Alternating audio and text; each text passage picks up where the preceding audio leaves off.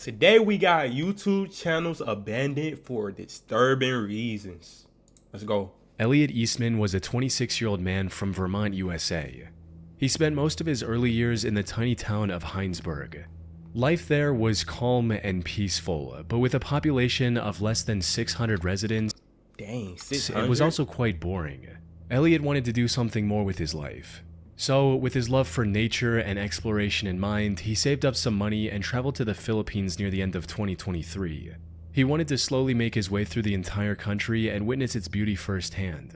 But just a couple months into his trip, he met a local woman named Carisha Jayla. Dang, my boy already fell in love. But just a couple months into his trip, he met a local woman named Carisha Jayla.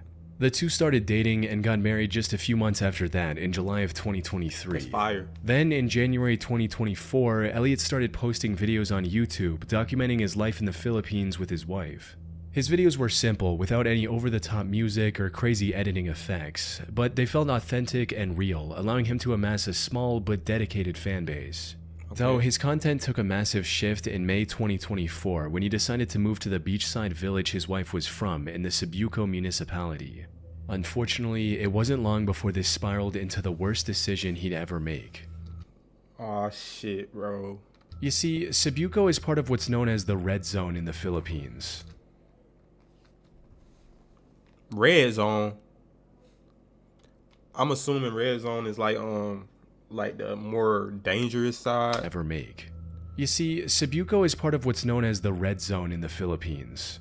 Put simply, this is the most dangerous section of the country, especially for foreigners. Armed robberies, kidnappings, and even murders are not uncommon in this region, with over 40 Westerners going missing there in just the last decade. Dang. However, Elliot was well aware of this fact, as evident from his channel's description, which read, "I'm Elliot Eastman. I am 26 years old and I came to the Philippines about a year and a half ago, where I met the love of my life deep in the mountains of the Red Zone of the Philippines. I will be showing you my day-to-day life as the first and only foreigner to have ever lived here in Cebuco for a long period of time." See, this last part right here, bro. Dang, bro. He mentioned the danger in some of his video titles as well. But despite the threat to his life, he still wanted to build a life in Cebuco. So he rented an apartment and even built his own grocery shop near the beach, all while documenting the entirety of his journey on YouTube. Now, there were times when he felt threatened and had to hide from some locals to avoid getting in serious trouble. See, right there I would have moved, bro. There's no way in hell you telling me that I move out the States, go to a foreign country, and if it's any situation that I gotta hide from locals, bro, I am out. Peace. No. But despite the somewhat dire circumstances, Elliot was to avoid getting in serious trouble. Elliot was enjoying his time in Cebuco and slowly building the life he wanted. However, just when things were starting to look up for Elliot, tragedy struck. The incident took place on the night of October 17th, 2024. When, after doing several short live streams throughout the day, Elliot went offline and sat for dinner with his wife and her parents. But then, a few minutes later, 4 men with guns barged into their home and started telling Elliot to go outside. These men were also wearing outfits similar to those of the Filipino police, likely in hopes of making Elliot more cooperative. Elliot, however, saw through their disguise and tried to run away. Unfortunately, that's when things went from bad to worse. One of them opened fire and ended up shooting Elliot twice, once in the leg and once in the abdomen. They then dragged him onto the speedboat they had docked near their home and sped off into the darkness. This was the last time anyone saw Elliot alive. By the time the police launched a search and rescue mission, the kidnapper's boat was nowhere to be found. The investigation then went on for nearly a month until the 12th of November.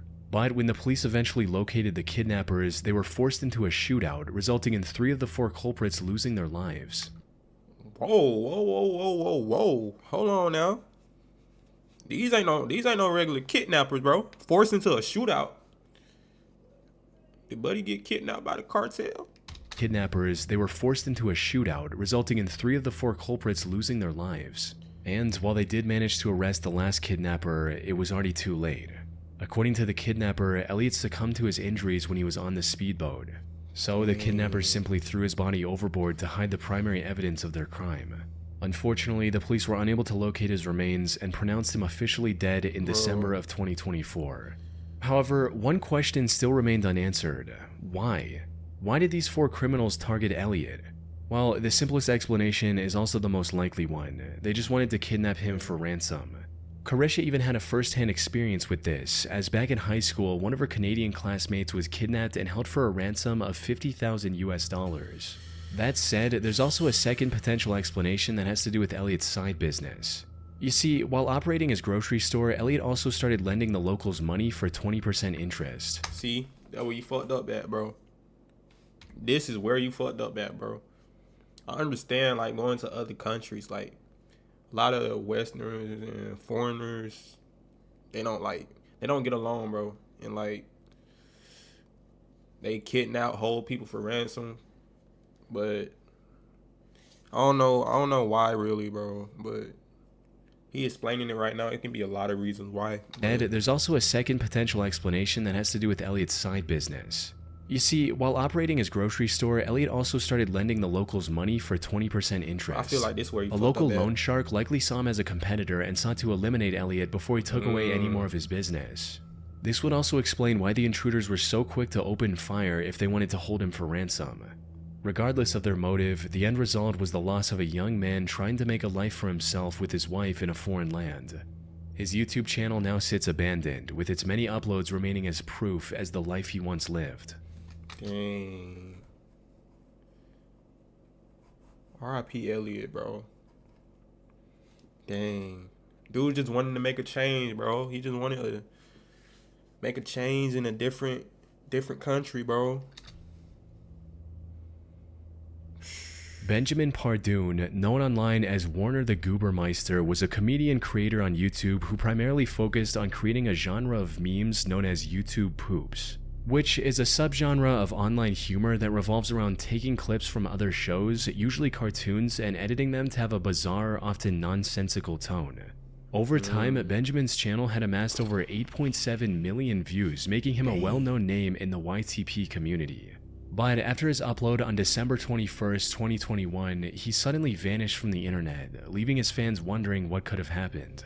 Unfortunately, the reason for his disappearance was far more tragic than simply getting bored and moving on from the channel, as I just was about to say, like, channels that like haven't posted in a long time, they probably just want, like, they really don't want to do the online stuff. They probably just want to live, you know, somewhat a normal life, especially if they got a big following, because it's a lot of big YouTubers that disappeared also. So you never know, but for his disappearance, tragic ending. We're gonna see how this go though. Was far more tragic than simply getting bored and moving on from the channel, as most of his audience had assumed. The incident took place on the 27th of January 2022, when his older brother Chris tried to contact him many times but didn't hear back. Left with no other option, Chris called the police at around 8 p.m. to check on his parents and little brother. When the officers arrived at his house, the lights were on, but no one was answering the door. After repeated knocks, the officers knew something was off, so they decided to break in. But nothing could have prepared them for the horrific scene they saw behind that door. Inside, they found the bodies of Benjamin and his parents, all with visible gunshot wounds. However, what looked like a robbery gone wrong turned out to be far more tragic. According to the investigation, both Benjamin and his mother Deborah were shot by his father that evening. Oh my gosh, bro. No, that's so crazy, bro. That's so crazy, bro. I gotta hear the motive behind this, right? Like, both what was Benjamin the motive, bro? And his mother Deborah were shot by his father that evening, who, after committing the crime, decided to end things for himself as well. Oh my gosh. I'm not gonna lie, bro. I'm speechless. The news, who, after committing the crime, decided to end things for himself as well. The news of this incident was a massive shock for Benjamin's viewers, as he'd never mentioned any family troubles before. Chris later set up a GoFundMe page in November of 2022, which not only allowed Benjamin's fans to support the only living member of his family, it also gave some insight into what might have happened.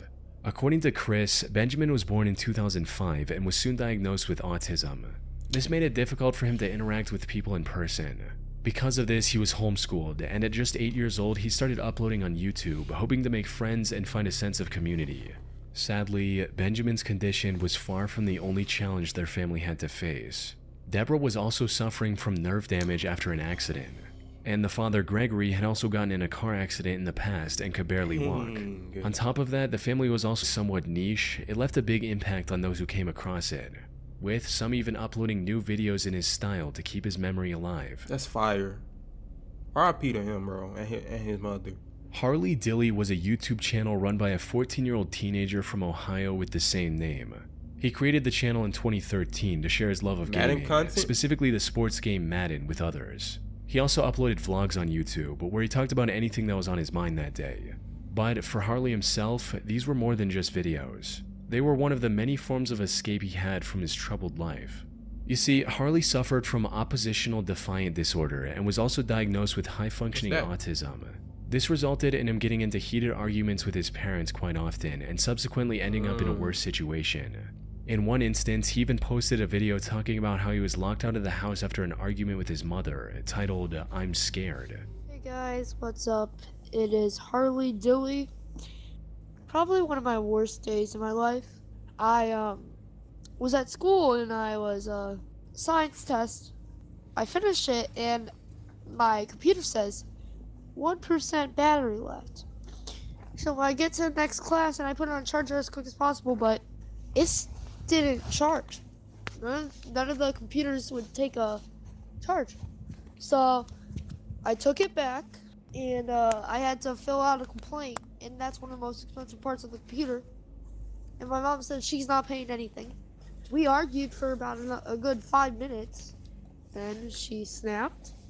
She said she was gonna call police, and she said she already did. And she locked me out of the house. So right now I'm outside. Dang. Yep, the house is locked. Dang, bro. It is 3:30.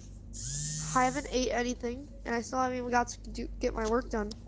My mom's gone. She won't answer the phone. There were also allegations.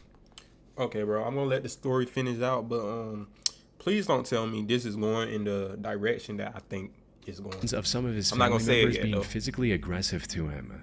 But despite all this, Harley was still a cheerful kid who wanted nothing more than to play Madden and grow his YouTube channel. Well, that's good. Unfortunately, this ambition was tragically cut short on December 20th, 2019, when Harley went to school and never came back.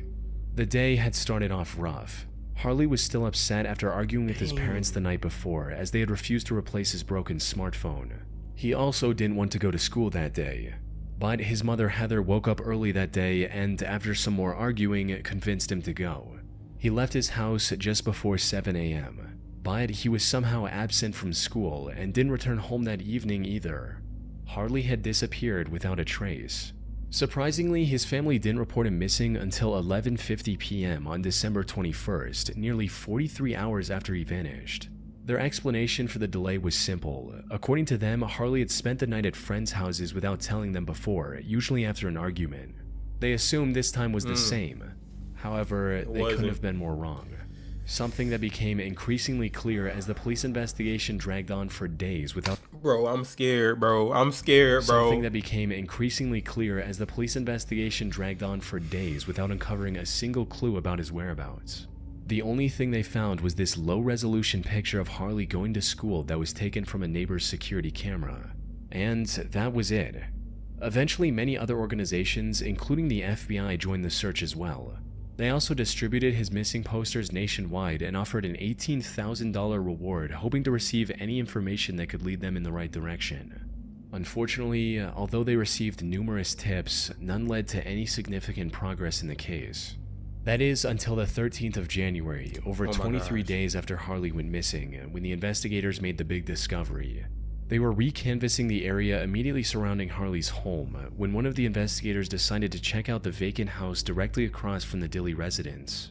This was a summer home and was fully locked at the time. There was also no indications of anyone breaking into the home. However, the investigators had looked everywhere else to no avail. This was one of their last options. So they acquired the key to this home and started looking around.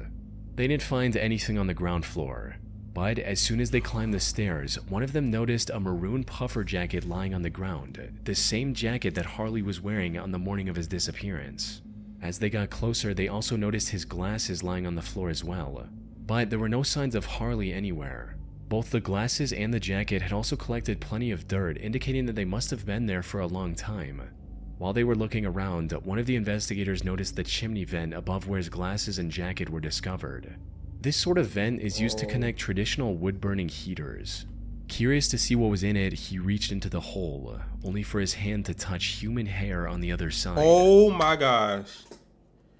Wait, how do he get... Wait, how though? He reached into the hole, only for his hand to touch human hair on the other side. What the fuck? There was no doubt about it. That was Harley, stuck in the chimney.